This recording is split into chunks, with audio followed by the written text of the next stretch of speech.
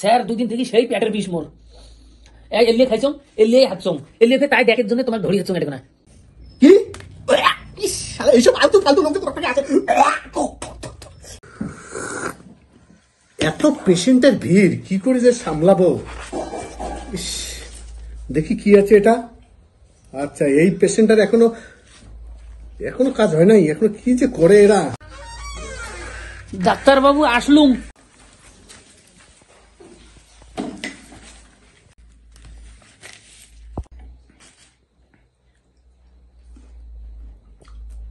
বলুন কি হয়েছে। স্যার 2 দিন থেকে সেই পেটের বিষ মোর এলিয়ে খাইছম এলিয়ে হাঁটছম এলিয়ে তাই দেখের জন্য তোমাকে ধরি হাঁটছম এটা না কি এইসব ফালতু ফালতু লোকদের কোথা থেকে আছে।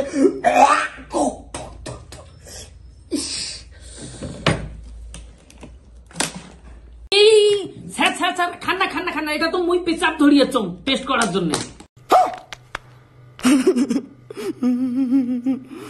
বলো কি।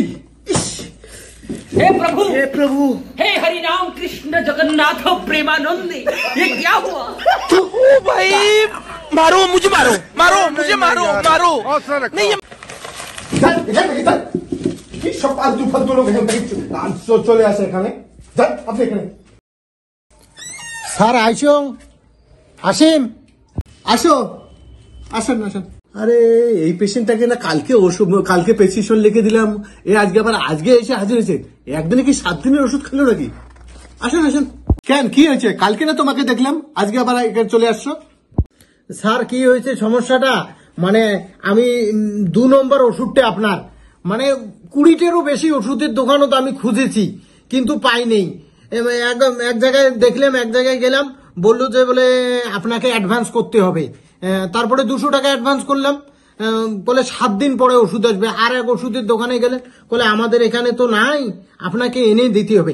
তারপরে এক জায়গায় গেছি, উনি আবার দেখে বলে এটা তো আপনার ক্যান্সারের ওষুধ। আমি তো শুনে অবাক, আমার ক্যান্সার হলো আমি নিজে জানি না। দেখি দেখি দেখি দেখি কোথায় তোমার ক্যান্সার, আমি জানি না তুমি জানো না। দেখি দেখি কোনটা ওষুধ। স্যার এই যে 2 নম্বর ওষুধটা 2 নম্বর। আচ্ছা 2 নাম্বার। আরে আমি একটা নতুন পেন কিনছি তো, হ্যাঁ ওই পেনটা লেখে না লেখে এই জায়গায় ঘুষঘুষাইছিলাম।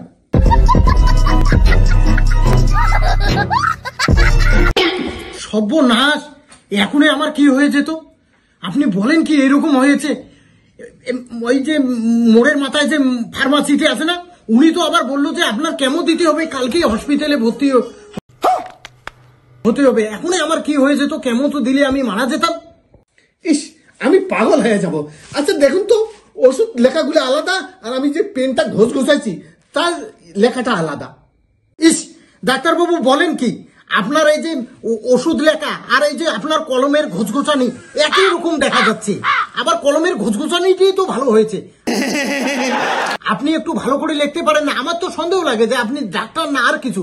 আপনাদের জন্য না অনেক পেশেন্ট মানে ভুল ওষুধেতে মারা যাচ্ছে। আমরা আপনাদের কাছে পরিষেবা নিতে আসি, আপনারা করেন কি একটু ভালো করে লিখে দিতে পারেন না?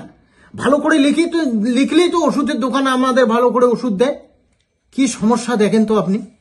ইস এই জন্য তো আপনাদের সাথে পারি না। আপনি এখানে সেখানে গেলেন কেন? আমাদের যে নিচের ফ্লোরে যে দোকানটা, ওষুধের দোকানটা ছিল, ওখানে গেলে আপনি সব ওষুধ পেতেন। ও বলেন কি, আপনি তো ওই 2 ধারালা করট, ওই যাইতেও কাটেন আসতেও কাটেন, আমরা বুঝি না। ধুর, আপনাকে ডাক্তার দেখেই না আমি যে বিপদে পড়ছি। কোনোদিন এইরকম করবেন না। আপনি ভালো করে পেশেন্ট দেবেন, আর আপনাকে বারবার বলে হাতের লেখা একটু ভালো করবেন, যাতে ওষুধের দোকানে আপনার লেখা বুঝতে পারে। ফালতেমি পাচ্ছেন না।